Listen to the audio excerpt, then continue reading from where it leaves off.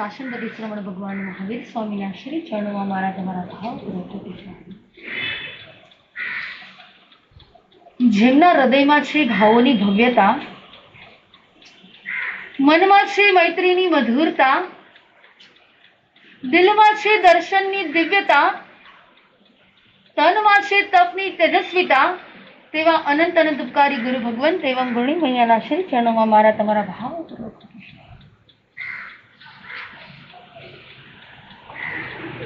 દરેક સાધક આત્મા માટે સાધના છે ને એ વ્યક્તિનો શ્વાસ હોય છે. દરેક શ્રવણોપાસક માટે એ પરમાત્મા પ્રત્યેની એ શ્રદ્ધા એ એનું હૃદય બની ગયું હોય છે. અને યાદ રાખજો, સાધના વગર અરે આ કાળની અંદર તો શું, અરે ભૂતકાળની અંદર કે ભવિષ્ય કાળની અંદર સાધના વગર કોઈને સિદ્ધિ મળવાની નથી.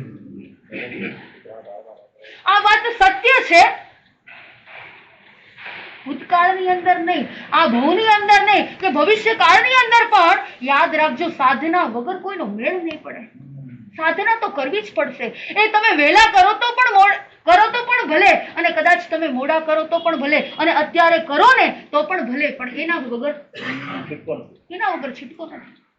એ દરેક મહાન પુરુષો બની ગયા, એ દરેક તીર્થંકર પરમાત્માના આત્મા જે સિદ્ધ બુદ્ધ અને મુક્ત બની ગયા, એ દરેક વ્યક્તિએ યાદ રાખજો સાધના જ કરેલી છે. એ દરેક વ્યક્તિએ પોતાના આત્મ કલ્યાણ માટે એને પુરુષાર્થ જ કર્યો છે, બીજું કાંઈ જ નથી કર્યું.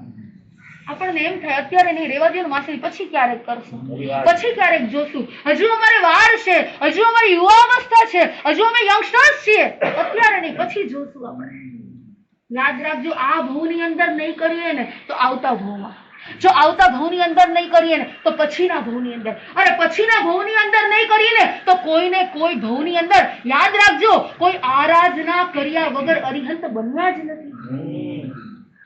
આરાધના કરવી જ પડશે.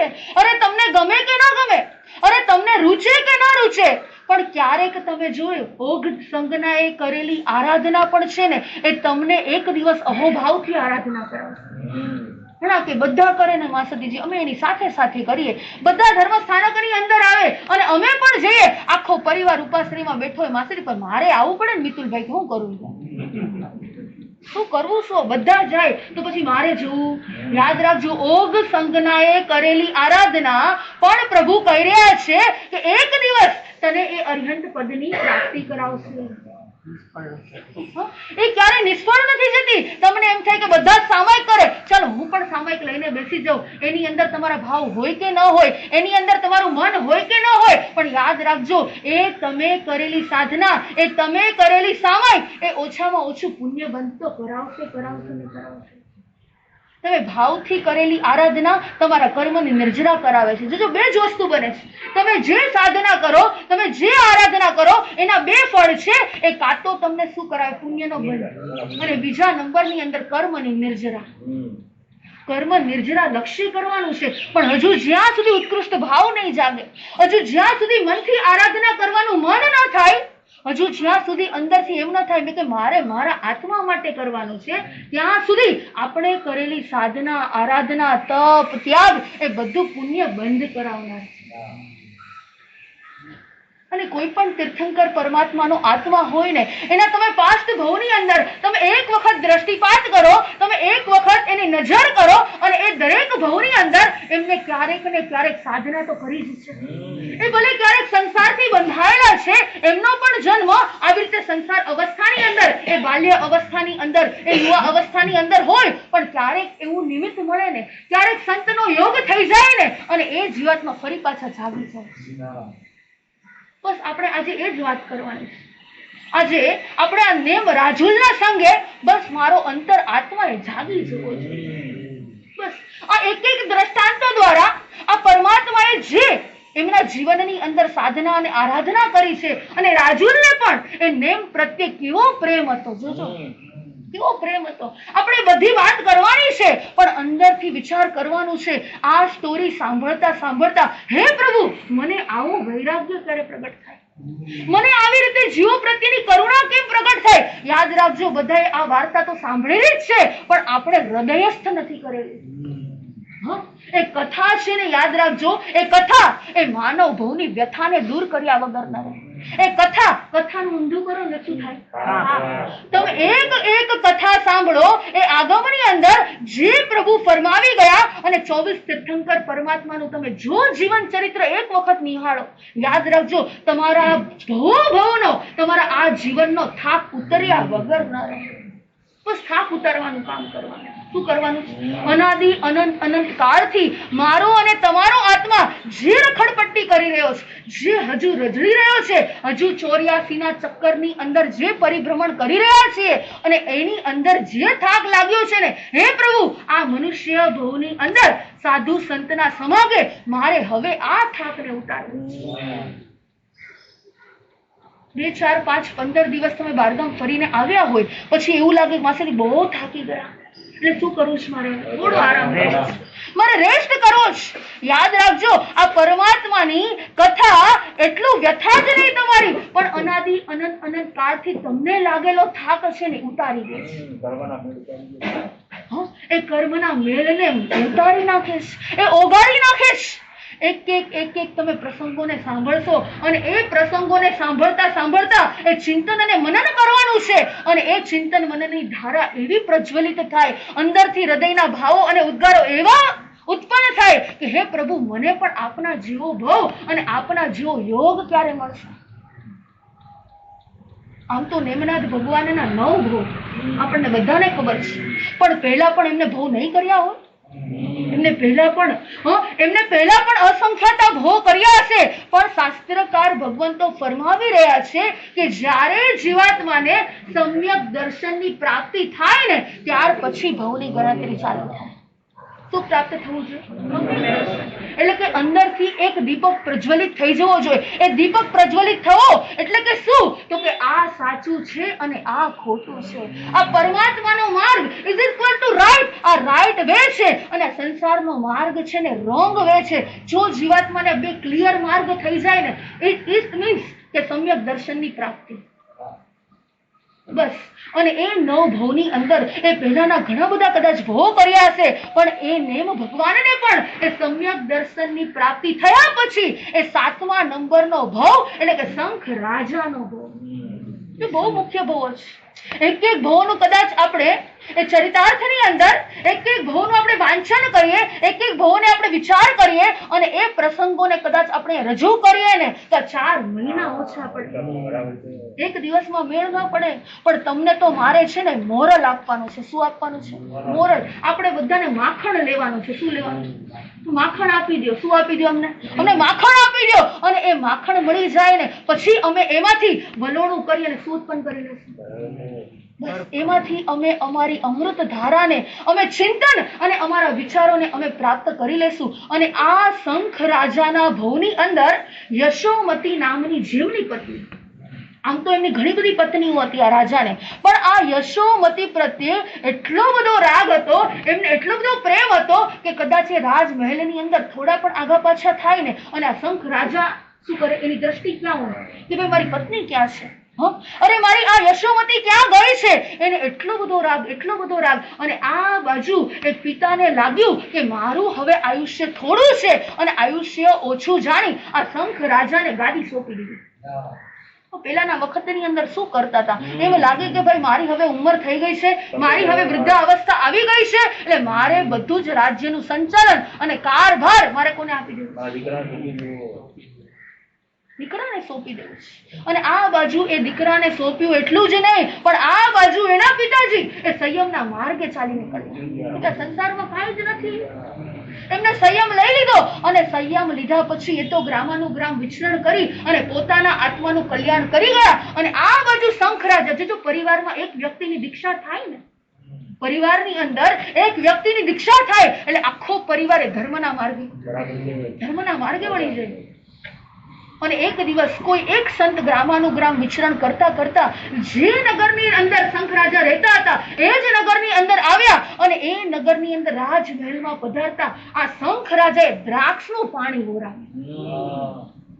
વિચાર કરજો, કયું પાણી ઓરાવ્યું? દ્રાક્ષનું પાણી. એ રાજાને બોરાવતા એના મનની અંદર એવા ભાવ આવ્યા, એના મનની અંદર એવી પરિણતિ બદલાની, એને સંસાર પ્રત્યેનો અહોભાવ આવી ગયો. અને એ સંતને જોતા વિચાર આવ્યો કે ઓહો, આ કેવા બ્રહ્મચારી છે, અરે આ સંત મહાત્મા કેવા ઉત્તમ છે, અરે મારે પણ એમના માર્ગે જવું જોઈએ. પણ મનમાં ત્યાં ફરી પાછો વિચાર આવ્યો, અરે હું મારી યશોમતી વગર કેવી રીતે રહીશ?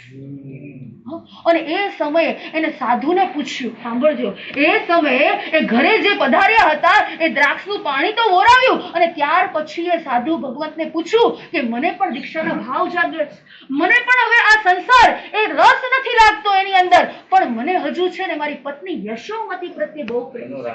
મારી આટલી બધી રાણીઓ છે, મારી આટલી બધી શેઠાણીઓ છે, એની અંદર પત્નીની અંદર યશોમતી માટે મને એટલો પ્રેમ છે, બધાને છોડી દો. પણ અને એ સમય પેલા સંત જ્ઞાની હતા કે તમારી આ પ્રીતિ છે ને આ એક બે ભવની નથી, 7 ભવોથી ચાલી આવે છે. શું કીધું? 7 ભવોથી ચાલી આવે છે. અને એની અંદર એને બતાવવામાં આવ્યું, એ ગુરુ ભગવંતે કીધું કે પૂર્વ ભવના ભવમાં 7 ભવથી તમે બંને સાથે ને સાથે છો. પૂર્વ ભવથી 7 ભવથી તમે બંને જણા સાથે જ છો. ધન કુંવરના ભવમાં તે ધનવતી નામે તમારી પત્ની હતી. ધન કુંવરના ભવમાં ધનવતી નામે આજ તમારી પત્ની હતી. અને ત્યાર પછી ચિત્રગતિના ભવમાં તે રત્નાવલી નામે તમારી પત્ની હતી. ત્યાર પછીના ભવમાં અપરાજિતના ભવમાં તે પ્રીતિમતી નામે તમારી પત્ની હતી. અને આ શંખ રાજાના ભવની અંદર આજ તમારી પત્ની યશોમતી નામે પત્ની છે. અને હવે આવતો ભવ નહીં અને એના પછીના ભવની અંદર આ રાજ્યમતી નામે એ તમારી સાથે ફરીથી જોડાશે. અને વચ્ચેના જેટલા પણ આગળ પાછળ દેવના ભવ હતા એ દરેક જગ્યાએ આ સંત મહાત્મા કહી રહ્યા છે કે કોઈ ને કોઈ ભવની અંદર આ તમારા મિત્ર રૂપે પણ સાથે રહ્યા છે. જો આપણને જે પણ વ્યક્તિ મળ્યા છે ને, યાદ રાખજો, આપણા પરિવારની અંદર કોઈને કોઈ ઋણાનું બંધે, ક્યારેક કોઈને પહેલી વાર જોઈએ ને અને આપણને એમ થાય કે કંઈક ભવના રિલેશન લાગે છે, કંઈક પાસ્ટ ભવની સાથે આની સાથે કંઈક લેનદેન આપણને લાગે છે. અને એવું કનેક્શન જોડાય અને પોતાના આત્માનું કલ્યાણ કરી લે. જો કનેક્શન બે પ્રકારના હોય, એક સંસારી પ્રત્યેનું કનેક્શન અને બીજી બાજુ એ સાધુ સંતો પ્રત્યેનું કનેક્શન, એ ધર્મ પ્રત્યેનું કનેક્શન, એ સદગુરુનું પ્રત્યેનું કનેક્શન. એક સંસાર પ્રત્યેનું કનેક્શન છે ને, એ સંસારી પ્રત્યે તમને પ્રેમ ભાવ જાગે ને અને તમારો અનંતો સંસાર વધારી દે છે. એ જ જો એવો જ પ્રેમ ભાવ, એવો જ અહોભાવ જો તમને ધર્મ પ્રત્યે લાગી જાય, એ ધર્મ ગુરુ પ્રત્યે લાગી જાય, એ ગુરુદેવ પ્રત્યે જો તમને લાગી જાય, એ સંતો અને મહંતો પ્રત્યે લાગી જાય ને, તો તમારી ભવ કટી કરાવનાર બને છે. પણ તમારું કનેક્શન ક્યાં છે? સાચું કહેજો. એ શાસન પ્રત્યે હજુ તમને એ શાસન પ્રત્યે હજુ તમારું કનેક્શન ઊભું થયું છે કે હજુ સંસાર પ્રત્યે જ છે? જેના પ્રત્યે રાગ હશે ને, પ્રભુ કહી રહ્યા છે, જે વ્યક્તિ પ્રત્યે રાગ હશે, જે વસ્તુ પ્રત્યે તમારો રાગ હશે, જે પદાર્થ પ્રત્યે રાગ હશે, એ નેક્સ્ટ ભવની અંદર ફરી પાછું ઋણાનું બંધ તમને. જ્યાં રાગ છે ને ત્યાં ફરી પાછી તમારી ઉત્પત્તિ થવાની છે. જેના પ્રત્યે રાગ છે ને એ વ્યક્તિ ફરી પાછા તમને ઋણાનું બંધે મળશે. એટલે વિચાર કરો કે ફરી પાછા આ જ ઋણાનું બંધે જોઈએ છે કે કઈ અલગ જોઈએ છે? આજે કપલની અંદર આવ્યા છે ને, એટલે ફરી પાછા આ જ જોઈએ છે તમને સાથીદાર કે કંઈક અલગ જોઈએ છે? અમે આવું પ્રવચનની અંદર કીધું ને, એક ભાઈ ઉભા થઈ ગયા, મને કે માતાજી એક કઈ ભવમાં હવે ન જોઈએ, એ કે એવા ભટકાઈ ગયા છે ને, કે એક ભવમાં મારે હવે ન જોઈએ. અરે ભાઈ, જે પણ મળ્યા છે યાદ રાખજો, એ તમારા જ કર્મનું ફળ છે. એ તમે જ પાસ્ટ ભવની અંદર જો એની સાથે તમે પ્રેમ ભર્યો વર્તન કર્યો છે, જો એની સાથે તમારો સ્નેહ હશે, એની સાથે જો તમારી સદભાવના હશે, એની વ્યક્તિ સાથે તમારી કરુણા હશે, દયા હશે, તો આ ભવની અંદર એ ઋણાનું બંધે એ પ્રેમ ભર્યું પાત્ર મળશે. અને એ પાસ્ટ ભવની અંદર યાદ રાખજો, એ તમે જેમને હેરાન કર્યા છે, એ તમે જેમને પરેશાન કર્યા છે, તમે જ એમને અંતરાયો પાડી છે, અને તમે જેમની સાથે ઝઘડા કર્યા છે ને ફરી પાછું આ ભવની અંદર એ અનુકૂળ વ્યક્તિ અને પ્રતિકૂળ વ્યક્તિ એ દરેક વ્યક્તિના પુણ્યને આધીન મળે છે. ઘણા કે માસી એટલા સારા શ્રાવિકાજી મળ્યા છે ને, મને ક્યારે અંતરાય ના આપે, એટલા સારા છે. હા, ઘણા દીકરા અને દીકરીઓ આવે, અમે પૂછીએ યુવા અવસ્થાની અંદર, ધન્યવાદ છે તમે આ ઉપાશ્રયની અંદર આવો છો, અને ઘણા કહે કે અમારા મમ્મી પપ્પાની ઈચ્છા છે કે નાના તમે ઉપાશ્રયની અંદર છો, તમે ધર્મ આરાધના કરો, તમે સાધુ સંતોના સત્સંગની અંદર તમે જાઓ, એ પુણ્યશાળી આત્મા છે. જો પાસ્ટ ભવની અંદર કોઈને અંતરાય ન પાડી હોય ને, તો આ ભવની અંદર એને અંતરાય ન બંધાય. હવે ત્યાં શંખ રાજાને ઉત્કૃષ્ટ ભાવ જાગ્યો, એટલો ઉત્કૃષ્ટ ભાવ જાગ્યો, અને ત્યાં એ વિચાર કર્યો કે આ યશોમતી જે મને અતિ પ્રિય પાત્ર છે ને, એ પ્રિય પાત્ર પણ મને દુર્ગતિ અપાવશે. અને યશોમતીને વાત કરી, અને આ બાજુ યશોમતી પણ જોજો એક નિમિત્ત મળ્યું, અને એ પણ કહે છે કે ભાઈ મને તમારી સાથે પ્રેમ છે, પણ આ પ્રેમ જો મારો રાગ એ વિતરાગતા તરફ લઈ જાય ને, તો હું પેલું પગથિયું એ ચડીશ. શંખ રાજાએ નક્કી કર્યું કે મારે દીક્ષા લેવી છે, અને આ બાજુ એની પત્ની જે યશોમતી હતા એ કે મારે પણ દીક્ષા લેવી છે. આ બાજુ એના પુત્ર હતા એ કે મારે પણ દીક્ષા લેવી છે. અરે મંત્રી હતા એ મંત્રી કે મારે પણ દીક્ષા લેવી છે. એક વ્યક્તિ જાગે ને પરિવારમાંથી, એટલે બધાનું કામ શું થઈ જાય. એક વ્યક્તિને ધર્મની પ્રેરણા મળે, એક વ્યક્તિ ધર્મ સ્થાનકના પગથિયા ચડે, એક વ્યક્તિ સામાયિક કરતા થાય, એક વ્યક્તિ પ્રતિક્રમણ કરતા થાય, એટલે આખા પરિવારમાંથી ક્યારેક ને ક્યારેક તો ભાવ જાગે કે મારે કરવું છે. અને આ બાજુ 1 2 3 4 કેટલા જણાએ એક સાથે શંખ રાજાની સાથે દીક્ષા લીધી, અને દીક્ષા લીધા પછી ત્યાં તેમને એ 20 સ્થાનકની આરાધના કરી. આગમકારો લખે, શાસ્ત્રકારની અંદર શાસ્ત્રકાર ભગવંતો બતાવી રહ્યા છે, ત્યાં એમને એવી ઉત્કૃષ્ટ 20 સ્થાનકની આરાધના કરી, એટલી બધી ઓળીઓ કરી, અને આખા શરીરને એને તપથી કેવું કરી દીધું, એકદમ તપથી તપી નાખ્યું, અને ત્યાંનું આયુષ્ય પરિપૂર્ણ કરી, અને એમનો શંખ રાજાનો આત્મા અપરાજિત નામના અનુત્તર વિમાનમાં 33 સાગરો પમની સ્થિતિએ અહમેન્દ્ર દેવ બન્યા. શંખ રાજાના ભવની અંદર એટલું જ નહીં, દ્રાક્ષનું પાણી વહોરાવતા તીર્થંકર નામ ગોત્ર ઉપાર્જન.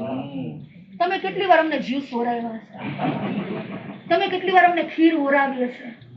એ શાલિભદ્રના આત્માએ એ પાસ્ટ ભવની અંદર શું કામ કર્યું હતું? એક સાવ સામાન્ય ખીર વહોરાવી હતી, અને એ ખીર વહોરાવતા વિચાર કરો, એમના પોતાના આત્માનું કલ્યાણ કરી લીધું. અને આ બાજુ શંખ રાજાએ એ દ્રાક્ષનું પાણી વહોરાવ્યું, અને ત્યાં તીર્થંકર. અને એવા આગમની અંદર તો એટલા બધા દ્રષ્ટાંતો છે કે સાધુ ભગવંતોને વહોરાવતા પોતાના આત્માનું કલ્યાણ કરી લીધું. વિચાર કરો, તમે કેટલી વખત તમારા પાત્રની અંદર વહોરાવ્યું હશે ને.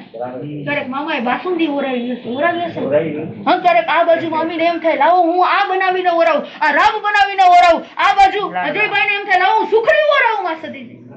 એ વહોરાવતા ક્યારેક લાડવા વહોરાવ્યા હશે તમે. સાધુ સંતો પધારે ને ઉત્કૃષ્ટ ભાવ જાગે કે લાવો અમે એમને કઈક વહોરાવીએ, એમને સુપાત્ર દાનનો અમે લાભ લઈએ, પણ એ દાન આપતા બસ આપણે વહોરાવી તો દઈએ છીએ. એ શંખ રાજાએ પણ દ્રાક્ષનું પાણી વહોરાવ્યું, પણ એ વહોરાવતા શું કર્યું? અહોભાવ જાગ્યા, અને ત્યાં તીર્થંકર નામ ગોત્ર ઉપાર્જન કર્યું, ત્યાંનું આયુષ્ય પરિપૂર્ણ કરી, અને 33 સાગરોની સ્થિતિએ એ દેવલોકની અંદર ઉત્પન્ન થયા. વિચાર કરો કે આ ભવની અંદર જે કાંઈક કરે છે ને એને કંઈક તો મળે જ છે. વિચાર કરો, ભગવાનનો ચોપડો કેવો હશે, કેટલાનો હિસાબ કિતાબ રાખતા હશે. અરે આપણે તો આપણું એકનું એકાઉન્ટ સંભાળવું હોય ને તોય માસરી આપણું કામ નહીં, આ કોઈ બીજા કરી દે ને તો સારું. આપણે આપણું એક ઘર સંભાળવું હોય ને તો એમ થાય 2-4 જણા કોઈ કદાચ સાથે હોય ને તો વધારે સારું. કોઈ કર્મચારી, કોઈ સેવક મળી જાય ને મારા એકલાથી થશે નહીં. પણ યાદ રાખજો, એકલાની સાધના જ એ વ્યક્તિને એકત્વ ભાવના ભાવતા એ સિદ્ધ ગતિને પ્રાપ્ત કરાવે છે. જ્યાં એક છે ને ત્યાં શાંતિ છે, અનેક છે ને ત્યાં અશાંતિ છે. ઘણાને એકલા ન ગમે કે મારે એકલા ન ગમે, બહુ ગમે તમે કઈ કંપની જોઈએ, કોઈ વાત કરવા વાળું જોઈએ. હું એવી જ છું, ચિંતા ન કર, જોઈએ. સાધક આત્માને પણ એ ક્યારેક ક્યારેક આ બધા આલંબનો છે. શું છે એ જ્યારે પ્રથમ સ્ટેજ હોય ને, નાનું બાળક હોય ને, એને એબીસીડી આવડે નહીં એટલે એને સામે બુક્સ જોઈએ. શું જોઈએ? બુક્સ જોઈએ. અને ધીરે ધીરે એને એબીસીડી આવડી જાય અને એબીસીડી આવડી ગયા પછી એને બુક્સ જોઈએ ન જોઈએ. અત્યારે તમને બુક્સ જરૂર પડે એબીસીડી ન જરૂર, તો કે પહેલું પગથિયું, આપણું પહેલું સ્ટેપ એ આલંબન જોઈએ. કોઈ આપણને એ ગુરુ ભગવંતનું આલંબન જોઈએ, ક્યારેક આપણને આગમનું આલંબન જોઈએ, ક્યારેક એ આપણને મૂર્તિનું આલંબન જોઈએ, એ કોઈને કોઈ પુસ્તકનું, ક્યારેક માળાનું આલંબન જોઈએ. પણ ધીરે ધીરે એવી અવસ્થા આવી જાય ને કે આપણને એક પણ પ્રકારના આલંબનની જરૂર પડે નહીં. અને આ બાજુ એ શંખ રાજાનો આત્મા જે દેવલોકની અંદર ગયો અને ત્યાંથી હવે ત્યાંનું આયુષ્ય પૂર્ણ કરી અને આ બાજુ આ જંબુદ્વીપના ભરત ક્ષેત્રમાં સૌર્યપુર નગરમાં હરિવંશના અંધક વિષ્ણુ રાજા, તેઓ યદુ રાજાના વંશ હોવાથી યાદવ તરીકે ઓળખાતા હતા. પેલાના વખતની અંદર લોકોની ઓળખાણ કેવી કેવી હતી. કોઈ અટક ઉપરથી ઓળખાતું હતું કે શેઠ સાહેબ આવ્યા, જો અમારા જાદવ સાહેબ આવ્યા, અમારા આ આવ્યા. એ પેલાના વખતથી અટક ઉપરથી લોકોને ઓળખતા હતા અને એના વંશજ એટલે કે વારસા તરીકે કે આ 7 પેઢી એમની છે. કેટલામી પેઢી છે? તો કે આ 7 પેઢીએ રહેલા છે, એમનો વારસો, એનાથી એ લોકો ઓળખાતા હતા. અને આ બાજુ યાદવ તરીકે ઓળખાયા અને અંધક વિષ્ણુને સુભદ્રા નામની રાણી અને તેને 10 પુત્રો થયા. કેટલા પુત્રો થયા? 10 પુત્રો થયા અને તેઓ દર્શાક તરીકે પ્રસિદ્ધ થયા. આગમની અંદર દર્શાક, 10 આપણે કદાચ ઘણી બધી વખત આપણે સાંભળ્યું હશે, એ વાંચન પણ કર્યું હશે. એ 10 પુત્રો એ સુભદ્રા રાણીએ આપ્યા. અને આ 10 ભાઈઓમાં સૌથી મોટા સમુદ્ર વિજય, કોણ? સમુદ્ર વિજય. અને આ સમુદ્ર વિજય રાજાની પટરાણી એ શિવાદેવી. એ શિવાદેવીની કુક્ષીએ આ શંખ રાજાનો જીવ અપરાજિત વિમાનમાંથી ચવીને કારતક સુદ 12ના ચિત્રા નક્ષત્રમાં અવતર્યો. કોઈ પણ તીર્થંકરનો આત્મા યાદ રાખજો, સૌથી ઊંચા કુળની અંદર, ક્ષત્રિય કુળની અંદર આપણા 24 તીર્થંકર પરમાત્મા કયા કુળની અંદર?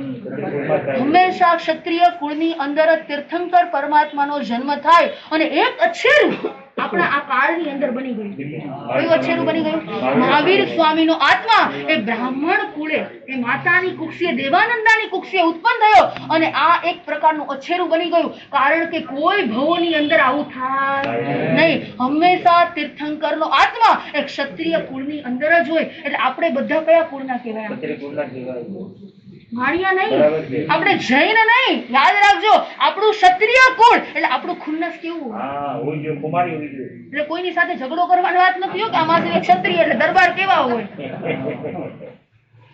એનું બળ દેખાડે એવું નહીં. પણ હા, એક ક્ષત્રિય કુળની અંદર એ આપણે એના વંશજ છીએ, એનો વારસો આપણને મળ્યો છે, તો આપણે એ ખુન્નસ અને એ બળ આપણે કર્મોની સામે કેસરી આપણે. એટલે વાણિયાનો દીકરો છે ને, જોજો, આપણે ભલે ક્ષત્રિય કુળની અંદર આપણો વારસો, આપણી પરંપરા એ છે, પણ વાણિયાનો દીકરો બળથી કામ કરે કે કળથી કામ લે? કળથી લે. હા, અમારા મામા કે બળ નો કે વપરાય, આપણે આપણું બળ નો દેખાડે, આપણે કળથી. આપણે વાણિયાના દીકરા. કોઈને કાંઈ પણ કેવું હોય, કદાચ કોઈ પૈસા લઈ ગયા હોય, કોઈ કદાચ બિઝનેસ ની અંદર પાર્ટનરે આપણને દગો દીધો હોય, તો વાણિયાનો દીકરો બાજે કે ઝઘડો કરે, એ કોર્ટના પગથિયા ચડે? નેવર. એ ક્યારેય ન કરે. એ હંમેશા પોતાના કર્મો કરેલા, બસ મને એ ફળ આવ્યું છે એવું માને. એ બળથી ક્યારેય કામ ન કરે, કળથી વિચાર કરે કે કદાચ જો એની સાથે બગાડીશ ને તો મારી શું થઈ જશે? વેરની પરંપરા વધી જશે. અને આ બાજુ એ શંખ રાજાનો આત્મા શિવાદેવીની કુક્ષે આવ્યો અને શિવાદેવીની કુક્ષે તીર્થંકરનો આત્મા આવે એટલે માતાને શું આવે? વિચાર કરો, તીર્થંકરની માતાને 14 પ્રકારના એ શુભ સ્વપ્ન આવે. અને આ બાજુ એ શિવાદેવી માતાને પણ એ રાત્રિના સમય 14 સ્વપ્ન આવ્યા. અને જેવા સ્વપ્ન આવ્યા ને માં તરત જ જાગી જાય. જો શુભ સ્વપ્ન આવે ને ત્યારે આપણે શું કરવું જોઈએ? ઘણા કે માસી રાતના સુતા છે ને કે મેં દીક્ષા લીધી હોય ને એવું સ્વપ્ન આવ્યું રાતના 3 વાગે, કે પછી ગોદડું ઓઢીને ફરી ભૂલી ગયું. અરે ભાઈ, સારું સ્વપ્ન આવ્યું હોય તો ઉઠી એના પાછળ ચિંતન અને મનન કરવાનું છે કે કોઈ પૂર્વ ભવની અંદર કદાચ મારા આત્માએ દીક્ષા લીધી હશે અને ફરી પાછું મને અહીંયા વૈરાગ્યના નિમિત્ત રૂપે ફરી પાછું મને સ્વપ્ન આવ્યું છે ને, તો મારે આ સ્વપ્ન માટે ચિંતન અને મનન કરવું છે. તો મને કેમ આવું સ્વપ્ન? કોઈને સ્વપ્નની અંદર સાધુ સંતોને વહોરાવતા હોય એવું સ્વપ્ન આવે. હા, કોઈને સ્વપ્નની અંદર તીર્થંકર પરમાત્મા દર્શન દેતા હોય ને એવું સ્વપ્ન આવે. અરે કોઈને સ્વપ્નની અંદર એ સિમંદર સ્વામીના જે મહાવિદ્ય ક્ષેત્રે ગયા હોય અને એની દેશના સાંભળતો હોય એવા સ્વપ્ન આવે. અત્યારે આવે સામાંથી કોઈ આવા કોઈ સ્વપ્ન ભગવાન દેખાય? માસી સોશિયલ મીડિયા જોઈને સુતા હોય એમાં ભગવાન ક્યાં અમને દેખાય?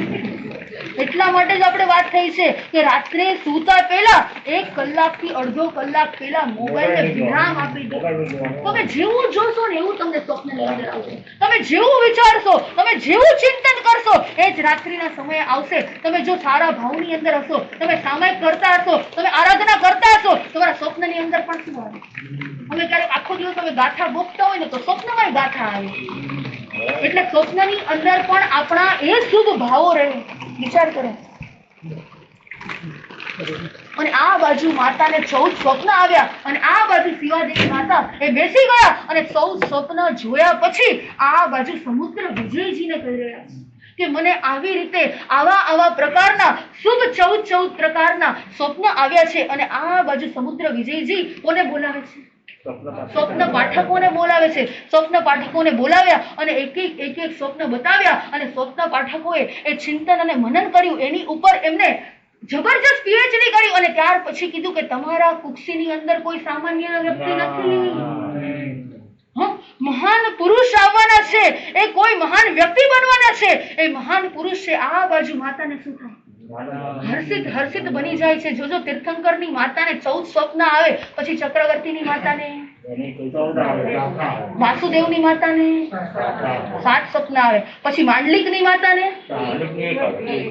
એક જ આવે, બળદેવની માતાને 4 સ્વપ્ન આવે. જોજો દરેક મહાન પુરુષો 64 શ્લાઘનીય પુરુષ. કેટલા? 63 શ્લાઘનીય પુરુષ. એ 63 શ્લાઘનીય પુરુષ જે મહાન પુરુષો થઈ ગયા એની માતાને આવા કોઈને કોઈ પ્રકારના સ્વપ્ન આવે અને આ બાજુ આ માતાને 14 સ્વપ્ન આવ્યા પછી એ બાળકનું બરાબર અંદર ને અંદર એ ગર્ભ સંસ્કાર એવા આપે છે, એ ધર્મ આરાધના કરે છે, એ 24 કલાક આનંદની અંદર રહે છે. આખો રાજ દરબારની અંદર એને બધું જ સુખોય ભંડાર ખુલ્લા મૂકી દીધા. કોઈ પણ તીર્થંકર પરમાત્માનો જીવ જ્યારે આ મનુષ્ય લોકની અંદર આવે ત્યારે માતા પિતાને દાન દેવાના ભાવ જાગે. બધું સારું જ જાગે. યાદ રાખજો, સારા જ વિચારો આવે અને કોઈ કદાચ ચોર બાંધી દીધો હોય ને તો એ ચોરને પણ શું કરે? છોડાવવાનું મન થાય માતા પિતાને કે ભાઈ આપણે આ કરવા જેવું નથી. ઓટોમેટિક જોજો સમજાવ્યા વગર એક તીર્થંકર કોઈ મહાન પુરુષ એ માતાના ગર્ભની અંદર આવે ને બહાર બધું બદલાય છે. ઘણા એવા બાળક જન્મ થયો હોય કે માતાને તપ કરવાનું મન થાય. અમે ઘણી વખત ઘણી જગ્યાએ જોયું. બોરીવલી મોટા ઉપાસકની અંદર ચાતુર્માસ હતું અને બેન ગર્ભવતી હતા અને કે માસી મારે અઠમ તપની આરાધના કરવી. મેં કીધું બેન અત્યારે અઠમ તપ? મેં કીધું અત્યારે તમે કરશો? મને કે હા, કેટલા દિવસથી ઈચ્છા છે. આ બાળક જયારે ગર્ભમાં રહ્યું ત્યારથી મને એમ થાય લાવને હું તપ કરી લઉં, લાવને હું અણહારક પદની પ્રાપ્તિ કરી લઉં. અને કેટલાય લોકો એવા 24 કલાક ખાવાનું જ મન થાય. વિચાર કરજો. એટલે આ માતાને પણ આવા સ્વપ્ન આવે છે ને બહારની આખી સૃષ્ટિ બદલાઈ ગઈ અને આ બાજુ 9 માસ અને 8 દિવસ સુધી ગર્ભ સ્થિતિ પૂર્ણ થતા માતાને શ્રાવણ સુદ પાંચમના દિવસે ચિત્રા નક્ષત્રની અંદર કૃષ્ણ વર્ણી કાયા અને શંખના લાંછન યુક્ત પુત્રને જન્મ આપે છે. બોલો નેમનાથ ભગવાન. વિચાર કરો, આવતીકાલે શ્રાવણ સુદ પાંચમ છે. નેમનાથ ભગવાનનો જન્મ કલ્યાણક છે અને આજે આપણે એ ભગવાનનું જીવન ચરિત્ર આપણે સાંભળી રહ્યા છીએ. એટલે એવી જ રીતે આપણે ગોઠવ્યું. અને આ બાજુ એ જન્મ થયો નેમનાથ ભગવાનનો અને એમને શંખ લાંછન, એમના શરીર ઉપર શેનું લાંછન હતું? શંખનું લાંછન. જોજો 24 તીર્થંકર ભગવાનના લાંછન છે અલગ અલગ પ્રકાર.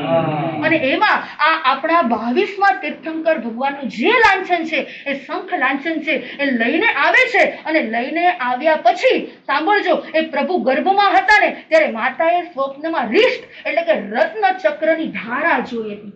રિષ્ટ શબ્દ શું આવ્યું? રિષ્ટ એટલે કે શું? તો કે અમંગલને દૂર કરનાર. કોઈ અમંગલ એટલે બધું શુભ જ થાય, ક્યારે કોઈ અમંગળ થાય નહીં. એટલે રિષ્ટ જે સ્વપ્નમાં આવ્યું અને અમંગલનું એ કારક છે એટલે આગળનો અ લગાડી અને અરિષ્ટ. નામ પણ કેવા રાખતા, વિચાર કરો. અત્યારે નામ પૂછે તો કે ટિંકલ બિંકલ ને લિંકલ. અરે ભાઈ પેલા પ્રભુ જ્યારે પરમાત્માના સમયની અંદર અને આપણા પણ પેલાના વખતની અંદર એ બાળકની મુખાકૃતિ જોવે, એના લક્ષણો જોવે, એ પારણામાં આવે અને તરત જ એ માતા પિતા લક્ષણો જોવે, એ ફૈબા નામ પાડે તો એના લક્ષણ યુક્ત નામ પાડતા. આજે તો કોઈ નામનો મિનિંગ જ નથી. આપણે નામ ન બોલતા આવડે. કેવા પ્રકારના નામ હોય, યાદ ન રહે માં સુધી, એવા પ્રકારના નામ હોય. અને આ બાજુ છે માતાને સ્વપ્ન આવ્યું કે અમંગલનું કારક છે, એટલે દરેક જગ્યાએ આ જાય અને દરેક જગ્યાએ અમંગલ થતું હોય ને ત્યાં મંગલ થઈ જાય, અશુભ થતું હોય ને ત્યાં પણ શુભ થઈ જાય, કોઈ ઉલટું કામ થતું હોય ને ત્યાં પણ સુલટું થઈ જાય. અને આવા પ્રકારનું સ્વપ્ન આવ્યું અને માતાએ તેમનું નામ અરિષ્ટ નેમી રાખ્યું. અને આ અરિષ્ટ નેમીની બાલ્ય અવસ્થા, જો તીર્થંકર નામ ગોત્ર જેને ઉપાર્જન કર્યું હોય ને એને બાળપણથી જ બધું કેવું મળે. જબરજસ્ત પુણ્યનો યોગ, જબરજસ્ત પુણ્યનો ઉદય. અને બાળપણની અંદર પણ માતા પિતા એવા જબરજસ્ત સંસ્કાર આપે છે, એનું પાલન પોષણ કરે છે અને ધીરે ધીરે યુવા અવસ્થાને પ્રાપ્ત કરે છે. અને 7 ધનુષ્યની કાયા મળે. કેટલી? 7 ધનુષ્યની કાયા મળે છે. અને એક દિવસ એ આગમકારો ફરમાવી રહ્યા છે, એ ગ્રંથકારની વાત રહેલી છે કે એક દિવસ એવું બન્યું કે અરિષ્ટ નેમી એના બાળ મિત્રોની સાથે રમતા રમતા આયુધ શાળામાં પહોંચી ગયા. આયુધ શાળા એટલે શું ખબર છે કોઈને? આયુધ શાળા દરેક ચક્રવર્તીને ત્યાં, દરેક તીર્થંકર પરમાત્માના રાજમહેલની અંદર જ્યાં જ્યાં રાજાઓ મહારાજાઓ રહેતા હોય એ પહેલાના વખતની અંદર આયુધ શાળાઓ રહેલી કે જ્યાં અલગ અલગ પ્રકારના શસ્ત્રો રહેલા હોય, અસ્ત્રો રહેલા હોય, ત્યાં હાથીઓ હોય, ત્યાં ઘોડા હોય. આ આયુધ શાળાની અંદર આવું બધું જ હોય. અને આ અરિષ્ટ નેમી મિત્રોની સાથે ભૂલમાં આયુધ શાળામાં ગયા રમતા રમતા. અને આયુધ શાળામાં ગયા પછી જ્યાં શસ્ત્રો ને અસ્ત્રો રહેલા હતા ને એની સાથે રમવા લાગ્યા. અને એટલું જ નહીં, ત્યાં પંચજન્ય શંખ હતો અને આ બધું શંખ ફૂક્યો. અને જેવો શંખનો અવાજ સાંભળ્યો શ્રી કૃષ્ણ વાસુદેવ, આ બાજુ બલરામે એ શંખનો અવાજ સાંભળ્યો અને આશ્ચર્યચકિત થઈ ગયા, શોભ પામી ગયા. અને એટલું જ નહીં, એ બે જણા પણ કેટલાય રાજા અને મહારાજાઓ, એ હાથીઓ, એ ઘોડાઓ, એ બધા ક્ષોભ પામી ગયા. ભાઈ આ અવાજ કોને કર્યો? કારણ કે માત્ર ને માત્ર પંચજન્ય શંખ એ વાસુદેવ જ ફૂકે, બીજા કોઈ ફૂકે, બીજા કોઈ ના ફૂકે. અને જેવો અવાજ સાંભળ્યો અને આ બાજુ બલરામ અને શ્રી કૃષ્ણ વાસુદેવ બે દોડી આવ્યું. કોણ છે? અરે મારાથી બળવાન, અરે આ જગતની અંદર, અરે આ સૃષ્ટિની અંદર, અને એમાં આયુષાની અંદર કોણ પહોંચી ગયું? અને જેવા શ્રી કૃષ્ણ ગયા વાસુદેવ પણાની અંદર અને જઈને જોયું તો બીજું કોઈ જ નહીં, પોતાના પિતરાય ભાઈ. કોણ હતા? અરિષ્ટ નેમી, એમના જ કાકાના દીકરા હતા. અને એને જોયું અને જોતાની સાથે થઈ ગયું કે શું વાત, આ નાનકડો એવો બાલક, એક બાલક આ શંખને, આ પંચજન્ય શંખને કોઈ ઉપાડી ન શકે, કોઈની તાકાત નહીં. અને આ બાજુ એને ફૂક્યો અને વિચાર કરો કે આનું બળ કેટલું હશે. લાવ એકવાર વાંચી લો. શ્રી કૃષ્ણ વાસુદેવના આત્માને એમ થયું કે કેટલો બળવાન હશે. અને ત્યાં શ્રી કૃષ્ણ વાસુદેવ અરિષ્ટ નેમીને કીધું કે ચાલ આપણે બંને જણા છે ને બાહુ યુદ્ધ કરીએ. શું કરીએ? બાહુ યુદ્ધ કરીએ. અને ત્યાં પેલા અરિષ્ટ નેમી વિચાર કરી રહ્યા છે. જો તીર્થંકરનો આત્મા બધી ખબર છે પણ બોલે નહીં.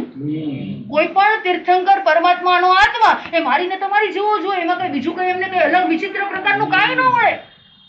એ બોલે નહીં. એને ખબર હતી કે મારી તાકાત કેટલી છે. એ કે જો બાહુ યુદ્ધ કરશું ને તો છે ને મારા ભાતૃને નુકસાન પહોંચશે. મારું કદાચ એને લાગી ગયું, મારું બળ જો કદાચ વધી ગયું ને તો મારો ભાઈ, એ કહે છે કે બાહુ યુદ્ધ કરવા કરતા આપણે હસ્ત યુદ્ધ, હાથેથી બે જણા લડી. શું કરીએ? પૂજા યુદ્ધ કરીએ આપણે બંને જણા. આપણે તમારે તાકાત માપવી હોય તો કાંઈ વાંધો નહીં. અને આ બાજુ એ શ્રી કૃષ્ણએ હાથ લાંબો કર્યો. શું કર્યું? હાથ લાંબો કે તું મારો હાથને શું કરી દે? નીચે પાડી દે. અને આ બાજુ અરિષ્ટ નેમીએ એ હાથને એ બળ કેવી રીતે વાપર્યું છે તો સાંભળજો. ગ્રંથકારોની વાત છે કે કમળની નાળી કેમ વળી જાય, કમળ આમ કેવી રીતે આખું વળી જાય નાળી, એવી રીતે શ્રી કૃષ્ણ વાસુદેવના હાથને આખો વાળી દીધો. આટલી બધી તાકાત જોઈ અને શ્રી કૃષ્ણ વાસુદેવ આશ્ચર્યચકિત થઈ ગયા કે ભાઈ આ કોણ છે? અને આ બાજુ હવે અરિષ્ટ નેમીનો વારો આવી ગયો. મારો હાથ સામ સામે આવે ને, સામ સામે આવ્યું. અને અરિષ્ટ નેમીએ જ્યાં હાથ ઉપર કર્યો અને શ્રી કૃષ્ણ વાસુદેવ હાથ ઉપર ટીંગાઈ ગયા, હિંચકા ખાવા લાગ્યા. અને છતાંય હાથ હલે નહીં. અને એટલું જ નહીં, શ્રી કૃષ્ણ વાસુદેવને એમ થયું અરે આ ચક્રવર્તી કરતા પણ આમનું બળ વધારે છે. અરે એટલું જ નહીં, અરે ઇન્દ્ર મહારાજા કરતા પણ આમનું બળ બળ વધારે છે. અને જો આટલું બળ આ ભારત ભૂમિની અંદર હોય તો આખા દેશની ઉપર વિજય કેમ ન મેળવે? હવે એને ઈર્ષા જાગી કે હવે મારું રાજ્ય લઈ લેતા. શ્રી કૃષ્ણ મહારાજાને મનની અંદર વિચાર આવ્યો કે કદાચ હવે જો આ અરિષ્ટનેમી મોટા થશે, કારણ કે મારા પિતરાય ભાઈ છે. કોણ છે? મારા પિતરાય ભાઈ છે. અને જો આ મારા પિતરાય ભાઈ આ મારું બધું જ મારું બધું જ પચાવી પાડશે તો, આ મારું રાજ્ય લઈ લેશે તો, એટલે એને નક્કી કર્યું. સાંભળજો શું નક્કી કર્યું? કે ગમે તેમ કરી અને હું એને શું કરું? હું એના લગ્ન કરાવી દઉં. અને આ મનની અંદર જે એને ભાવ ઉત્પન્ન થયા અને બળદેવ કહી રહ્યા છે કે તમે આ અરિષ્ટનેમીની મુખ આકૃતિ તો જુઓ, કેટલી સૌમ્ય છે, અરે કેટલા સરળ છે. એ હજુ કયા સંસારની અંદર રંગાયેલા નથી. અને મને તો બલરામ એવું કહે છે, લાગે છે કે આ સંસારમાં ક્યારે અરિષ્ટનેમી પડશે જ નહીં. પણ છતાં પણ હજુ મનની અંદર શંકા હતી ને, એટલે તીર્થંકર પરમાત્માના આત્માની રક્ષા માટે થઈ, એમની સુરક્ષા માટે થઈ, સતત એમનું ધ્યાન રાખવા માટે દેવલોકના દેવો હાજર. અને એને એમ થયું કે આ શ્રી કૃષ્ણ વાસુદેવના શંકાનું સમાધાન તો કરવું જ પડશે. અને ત્યાં એમને ઉપરથી આકાશમાંથી આકાશવાણી કરી. દેવલોકના દેવો આકાશવાણી કરી અને એની અંદર એમને કીધું કે 21માં નેમિનાથ ભગવાન કહી રહ્યા છે, 21માં નેમિનાથ ભગવાન કહી રહ્યા છે કે 22માં તીર્થંકર નેમનાથ ભગવાન થવાના છે. એ આ અરિષ્ટનેમીનો જ આત્મા છે. એટલે તમે ચિંતા કરતા નહીં. એ જેવો યુવા અવસ્થાની અંદર આવશે એટલે કોઈ રાજભાર સંભાળ્યા વગર જ એ પરમાત્માના માર્ગની અંદર આગળ વધી જશે. આકાશવાણી કરવી પડી. બોલો દેવલોકના દેવો. કારણ કે આ બાજુ શ્રી કૃષ્ણ વાસુદેવ હતા. જોજો વાસુદેવ પાસે પણ એટલી તાકાત હોય, અને આ બાજુ એના મનની અંદર જે શંકા હતી એ થોડી થોડી તો સમય ગઈ અને થોડી થોડી તો શાંત થઈ ગઈ. અને છતાં પણ એને વિચાર આવે છે કે એક કામ કરું, આ અરિષ્ટનેમીને સંસારના બંધનથી બાંધી દઉં એટલે ધીમે ધીમે એનું બળ ઓછું થઈ જાય. સંસારમાં વ્યક્તિ બંધાઈ જાય ને એટલે પછી શું થઈ જાય? પેલા તમે બધા કેવા હતા? સિંહ જેવા. લગ્ન થયા પેલા, પછી કેવા થઈ ગયા? કોઈ નથી બોલતા.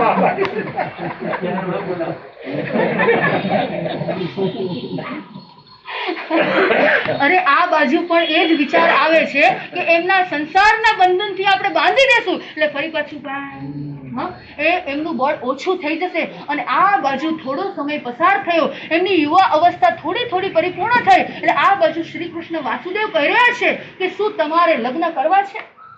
એમને પ્રશ્ન પૂછે છે, તમારે લગ્ન ગ્રંથિથી જોડાવું છે? તમારે એક કન્યાની સાથે લગ્ન કરવા છે? અને આ બાજુ એ ધીરે ધીરે મુસ્કાન હસે છે. જો અરિષ્ટનેમી છે ને એ ક્યારે બોલે નહીં. એને ખબર હતી કે મારા કર્મની અંદર શું લખાયેલું છે, મારી સાથે કેવા કેવા પ્રકારના નિમિત્તો બનવાના છે. એ મૌન રહ્યા. અને આ બાજુ શ્રી કૃષ્ણ વાસુદેવ અને એમના પત્ની એ સમજી ગયા કે આમને લગ્નની ઈચ્છા છે. મૌન રહ્યા તોય સમજી ગયા. વિચાર કરો, મૌન રહ્યા અને છતાં પણ સમજી ગયા. અને હવે એ શું કરે? દીકરીઓ શોધવા લાગ્યા. હવે દીકરાને તમે પૂછો ને, ભાઈ તારે લગ્ન કરો, એ હા પડે એટલે તમે શું કામ કરો? હવે આપણે શું કરવું પડશે? હવે એના માટે યોગ્ય કન્યા જોશે. હવે એના માટે બરાબર આપણે પાત્ર જોશે. પેલાના વખતની અંદર આવું કાંઈ નહોતું. વડીલો કે ને એમ કરતા હતા, આવું કાંઈ જોવા કરવાનું નહોતું. અરે બોરીવલીની અંદર એકની એક દીકરીના લગ્ન, અને પિતા એકની એક દીકરી હોય, શું ન આપે? વિચાર. અને એને એવી રીતના એને મોટી કરી હતી. એ પાણી માંગે ત્યાં દૂધ મળે, એ નાસ્તો માંગે ત્યાં એને કાજુ બદામ મળે. અને એવી રીતના દીકરીનો ઉછેર કર્યો. અને ઉછેર કર્યા પછી સામે પણ એવું પાત્ર એકનો એક દીકરાની સાથે લગ્ન કર્યા. અને લગ્ન કર્યા અને દીકરીનો બાપ દીકરીને વિદાય આપતો હતો. શું આપતો હતો? વિદાય આપતો હતો. વિદાય આપે એટલે બાપને કેવું થાય? એક બાપ છે ને, યાદ રાખજો, એક બાપ 2 વખત સૌથી વધારે રડે. ક્યારે રડે? યાદ રાખજો, એક પિતા છે ને 2 વખત યાદ રાખજો જીવનમાં રડે છે. એક જયારે દીકરીની વિદાય થાય ને ત્યારે. દીકરીના બાપને ખબર હોય કે દીકરી શું તત્વ છે, કેવું વ્યક્તિત્વ છે. એક દીકરી એ માં પણ બની શકે છે, એક દીકરી એ પત્ની પણ બની શકે છે, એક દીકરી એ અલગ અલગ અલગ પ્રકારના આ સંસારની અંદર કેટલાય પાત્ર એ રોલ ને ભજવી શકે છે. અને આ બાપ 2 વખતે કીધું કે દીકરીની વિદાય થાય ત્યારે, ને બીજું દીકરો તડછોડે ને ત્યારે એક બાપ રડે છે. અને આ બાપ બોરીવલીની અંદર ચોધાર આંસુએ રડે. અને છેલ્લે છેલ્લે જે એમના જમાઈ હતા એને કીધું કે મેં તો મારી દીકરીને બધું જ આપ્યું, પણ છતાંય તમારી કઈ ઈચ્છા હોય તો અત્યારે બોલી દો, પછી ન કહેતા હતા. અત્યારે તમારે જે જોતું હોય ને અત્યારે માંગી લો, પછી તમે માંગશો ને તો હું. આ બાજુ પાછા જમાઈ એવા હતા બોરીવલીના જતા હોશિયાર. જો તમારે આપવું જ હોય તો ટર આપી દો. તર હા, એક સ્કૂટર આપી દો, એક મોટર આપી દો, એક હેલિકોપ્ટર આપી દો, એક રેફ્રિજરેટર આપી દો, એક કોમ્પ્યુટર આપી દો.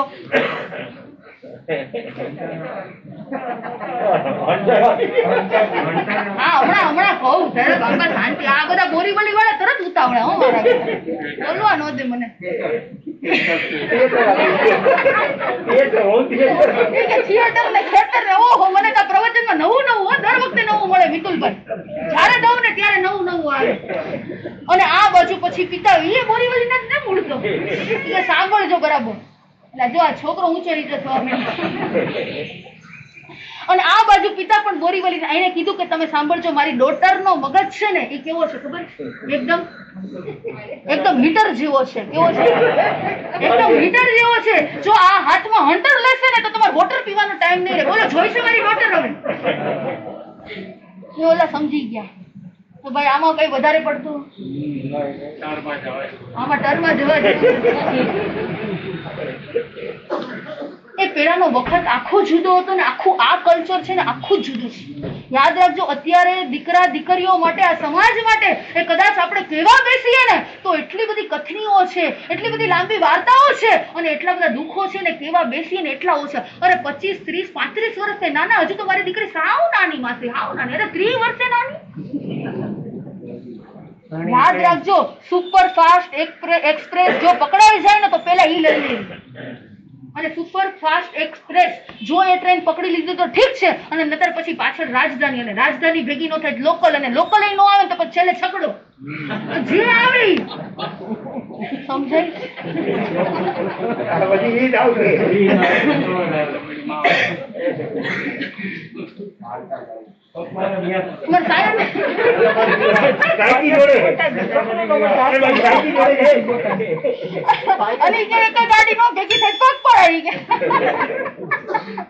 યાદ રાખજો, મેનેજ કરતા ન આવડે ને પરિવાર ત્યાં સુધી મેરેજ ન કરવા. અમને અમારા સ્કૂલની અંદર, કોલેજની અંદર અમારા એક શિક્ષક હતા ને એ બહુ હિતેચ્છુ હતા અને એટલા બધા ધર્મને માનનારા હતા અને અમને એવું સમજાવતા હતા કે જ્યાં સુધી તમને પરિવાર મેનેજ કરતા ન આવડે ને ત્યાં સુધી મેરેજ નહીં કરતા. મેનેજ કરવા આવડવું એક જવાબદારી છે, એક રિસ્પોન્સિબિલિટી છે. અમે સાયનની અંદર ચાતુર્માસ કરેલું અને એક ભાઈ 35 વર્ષના, અરે છોકરી શોધે. મેં કીધું હજુ ભાઈ કે મેળ જ નથી પડતો માસી. મેં કીધું ભાઈ કેવી જોઈશ? અમે એકદમ નજીકના થઈ ગયા. મને કે સાવ ભોળી હોય ને એવી જોઈ છોકરી, અને ગોરી હોય એવી. ભોળી અને ગોરી મેં બે ક્યાં ભેગું થાય? અને વળી પાછા અમે 2023માં ચોમાસું કરેલું, 25માં વળી પાછા મેળ પડી ગયો એનો. અને દર્શન કરવા આવ્યા, અને દર્શન કરવા ઓલા બેન દર્શન કરીને આ બાજુ જરાક બેઠા, એ ભાઈ મારી પાસે થોડી વાર બેઠા. મેં કીધું કેમ રહ્યું? મને કે આ ભોળી નો મેરીને ગોળી નો, આ તોપની ગોળી મળી. પછી આવું થાય.